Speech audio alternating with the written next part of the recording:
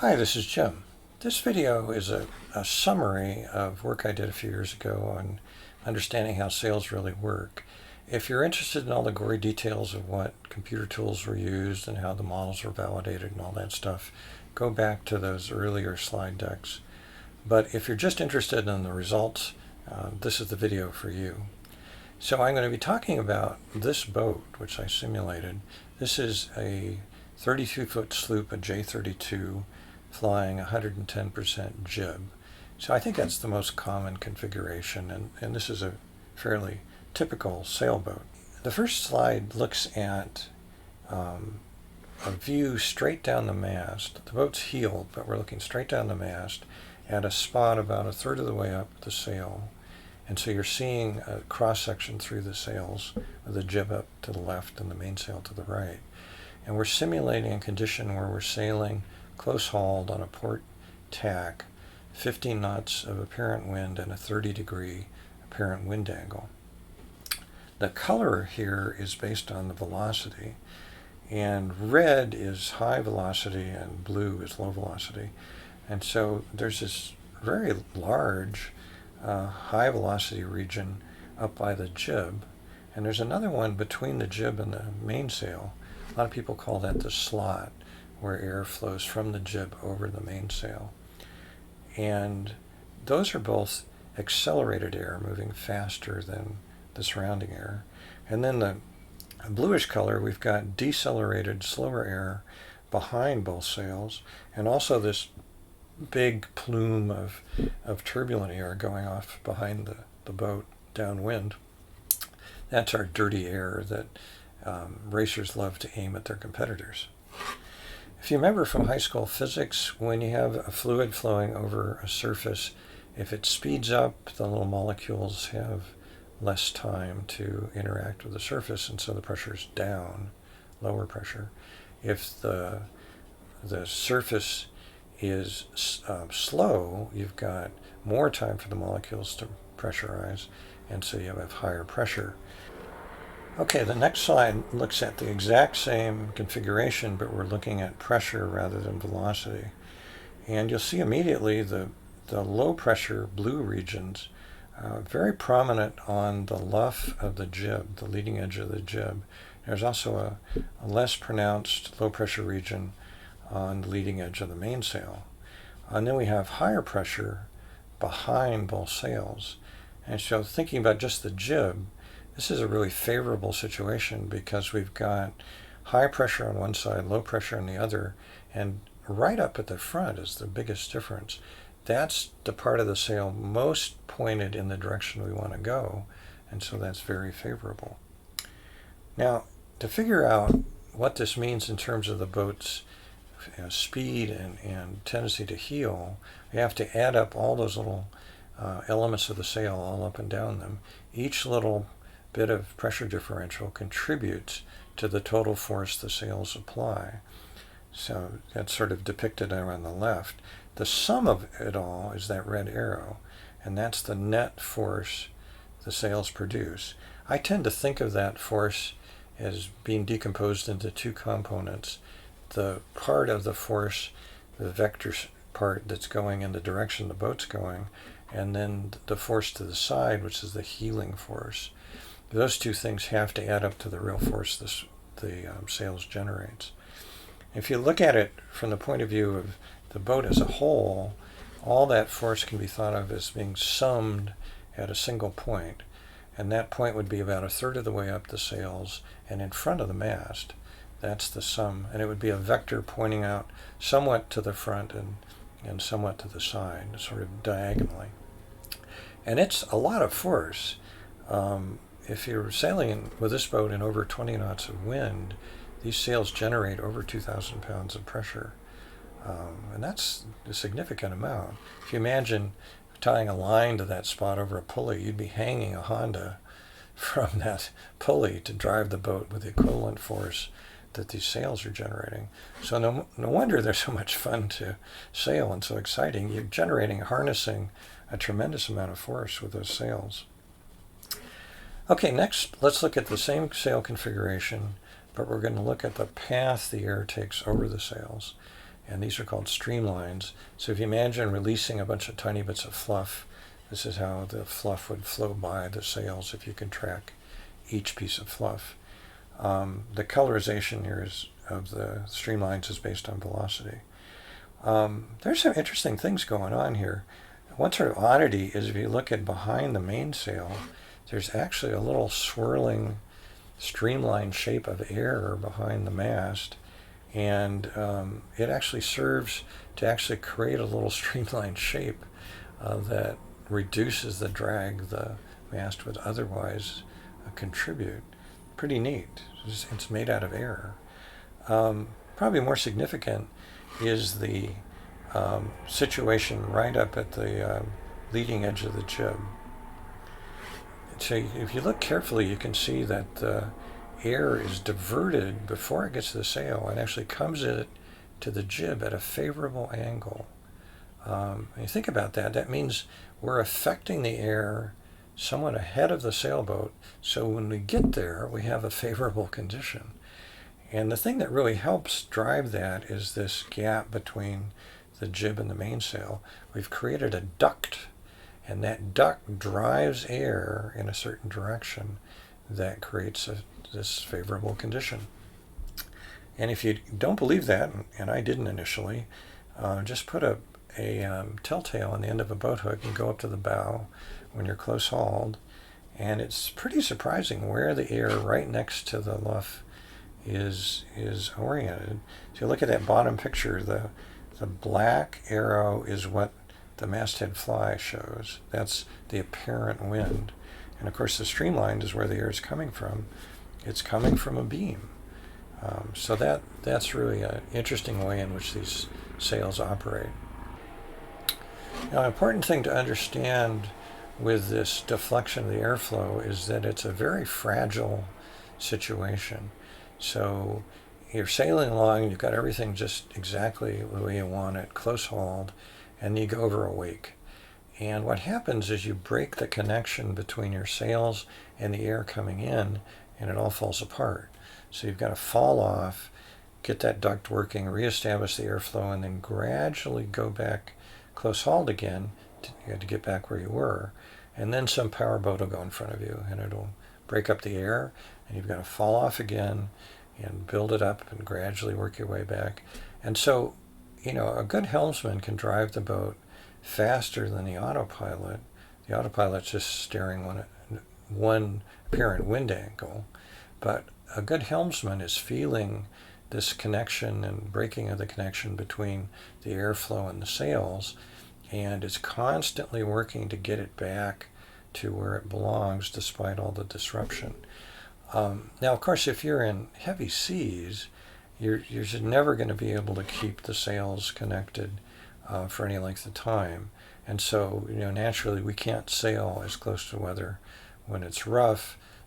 We've got to basically fall enough so the sails will work, essentially all the time. Okay, I'm going to switch subjects now, and we'll talk about how the mainsail and the jib work together to drive the boat.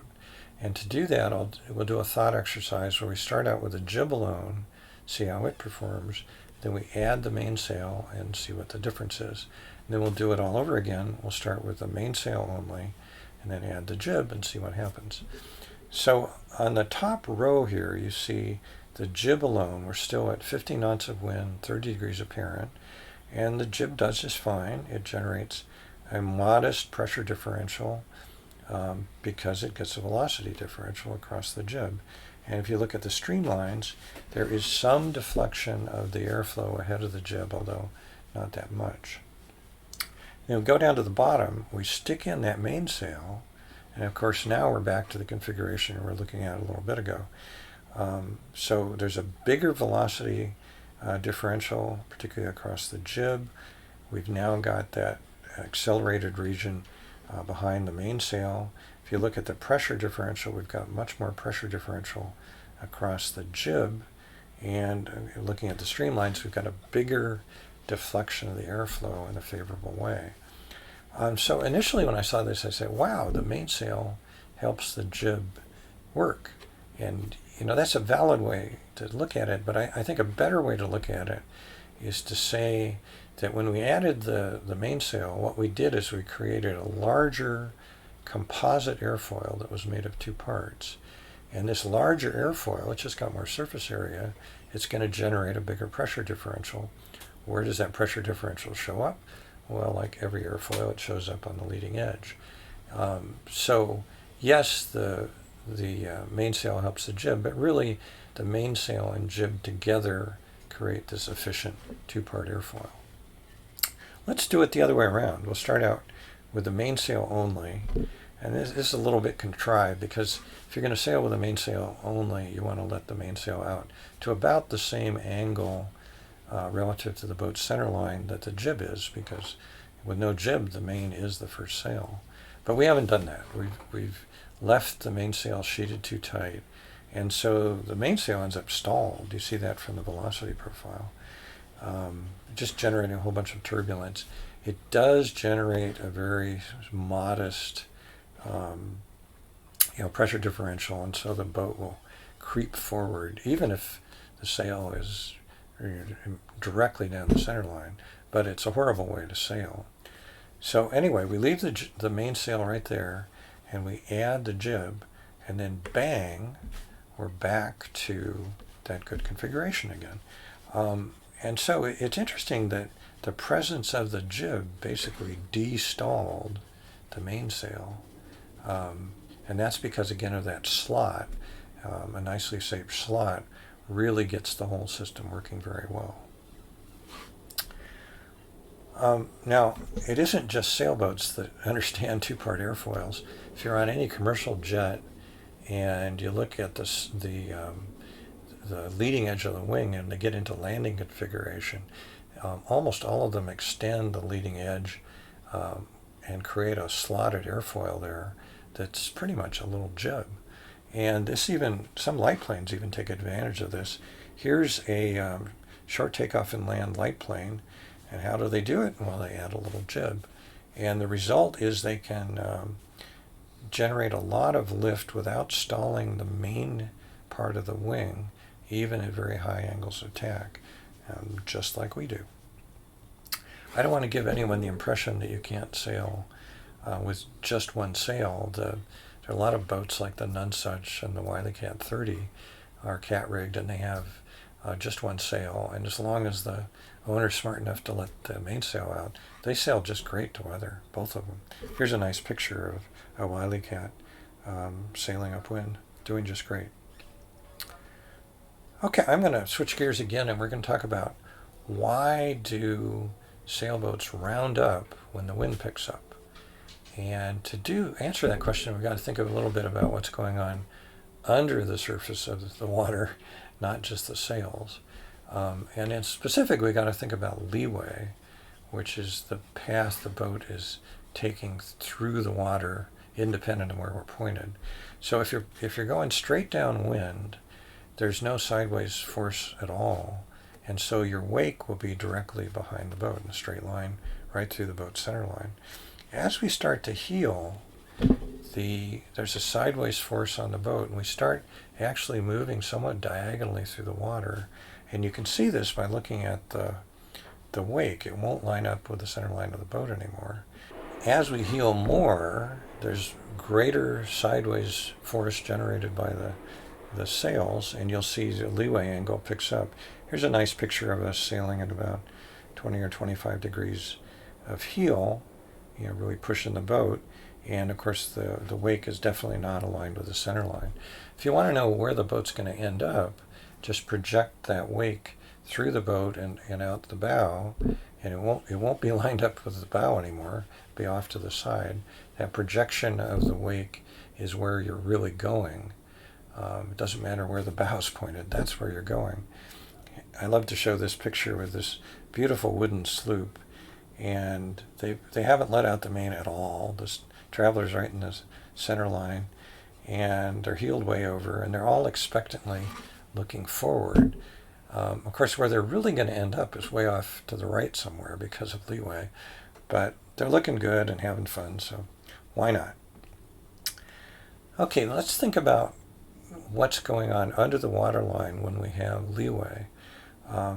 You can notice the leeway up above the on the surface by just looking at how your bow is plowing through the water.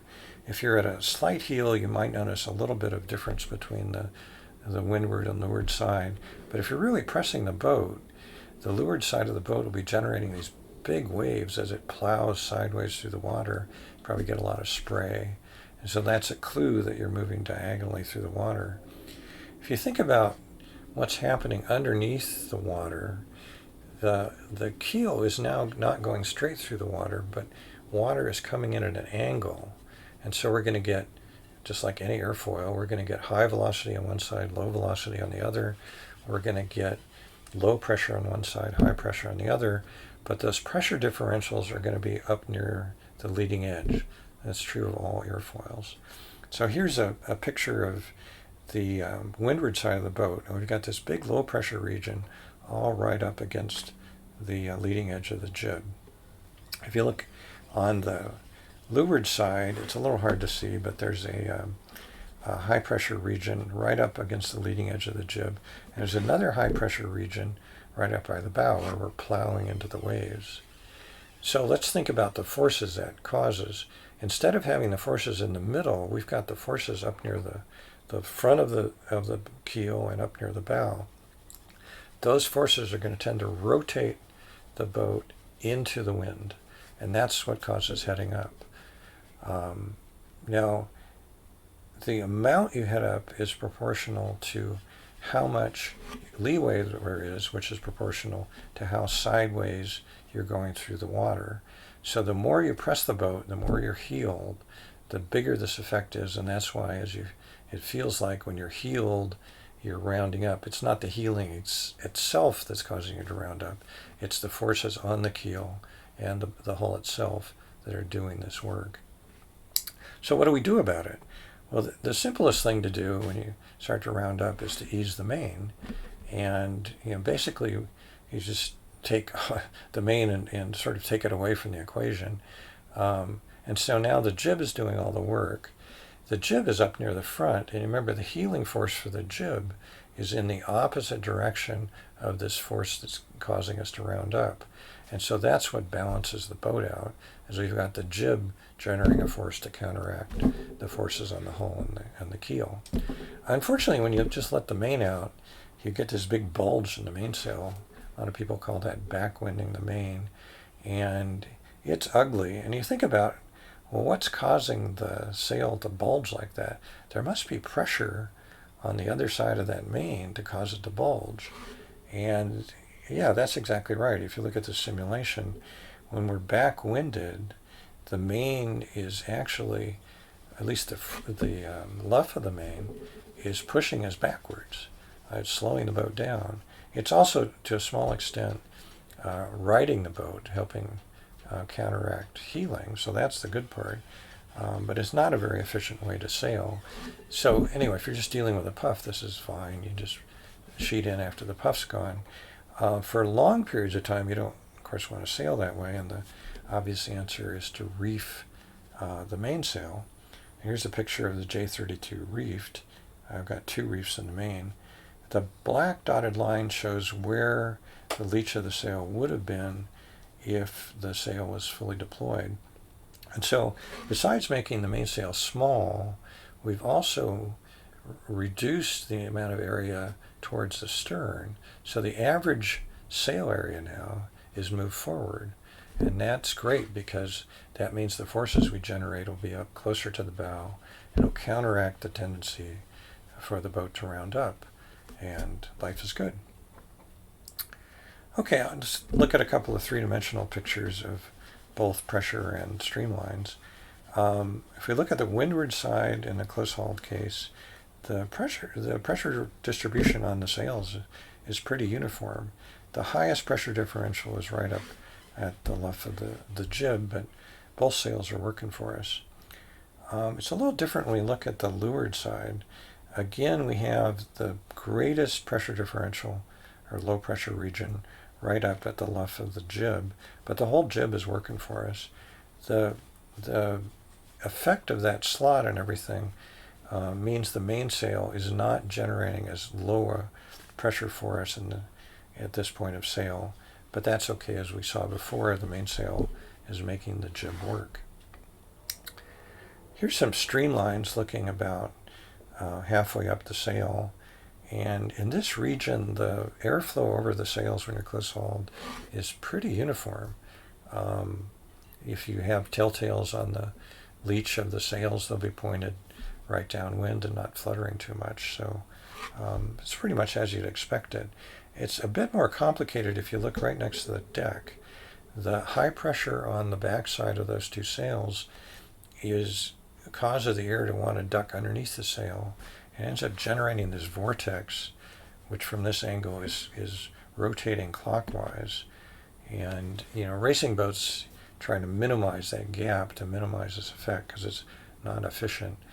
I tend to like to be able to see forward, so I'm not quite as concerned about that as a racer might be. If you look up near the top of the sail, here we're focused right at the junction between the jib and the mainsail, you've got another vortex which is rotating in the opposite direction. This is a lot like the vortices that come off of the wings of airplanes. And those two vortices combine together to make this swirling mass that goes downstream. And again, that's our dirty air. Okay, here we're looking at streamlines, but we're changing the point of sail. So on the left we're close haul, that's just what we're looking at. And then we fall off a little bit, we let the sails out, that's a close reach, fall off all the way to a beam reach, and eventually go to a broad reach. The simulation suggests that if you could, it's optimum to have more curvature of the sails as you let the sails out. I can do that with the jib easily, but with my mainsail I've got full battens, and no matter what I do, the sail just doesn't bend that much. So it's not optimum, but that's what I've got. Now the interesting thing is the minute you go with an apparent wind abaft of a beam reach, you get a totally different situation, which is your sails are stalled. And so there's all sorts of turbulence behind them. If you hold a telltale up behind the sails, it'll go in all sorts of directions. It's just swinging around. And that's not all bad. Since the wind is behind us, drag is actually pushing us forward. So it's not as good as having, something like a spinnaker out there, but it's not terrible. Now, I put some thought into how to best sail this boat downwind, and it turned out sort of interesting. At up to 120 degrees, maybe even 130 degrees, both sails are working. And that's because there's a slot still between the mainsail and jib, and that helps maintain reasonably good airflow across the jib. It's really best at 120. It starts to fall apart around 130, and you can tell because the jib starts sort of flopping around. And if you go any further, it gets really bad. The jib is just all over the place, and what's happening is the stalled air behind the mainsail is now directly impinging on the jib, and so it's just a mess. The simulations suggest that it would actually be better to drop the jib in this situation, to go slightly faster, than have it being hit with this wind off the mainsail. Here's a little picture of Tango at about 120 degrees wind apparent, and you can see that the jib and the mainsail are both working.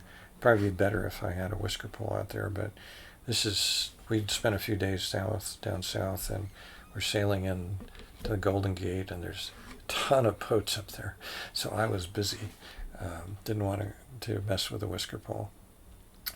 Another very efficient point of sail is wing on wing if you've got the whisker pole out. Again, the slot between the two sails produces this advantageous situation that produces a larger than expected pressure differential across the jib. So the two sails are again working together. So anyway, for this particular boat, what I found was that It's dumb for me to sail deeper than about 120 degrees unless I can go wing on wing, because in those conditions my jib just isn't doing anything and it's very inefficient. So if I want to get to some place that isn't straight downwind, the fastest way to get there is to do part of the journey wing on wing and do the other part at, say, 120 degrees apparent. In both cases, both sails are working, and that's a lot faster than sailing with the jib flopping around or sailing with just the mainsail. Well, as always, I'm open to comments and suggestions, and really hope you got something out of these videos. Have fun on the water.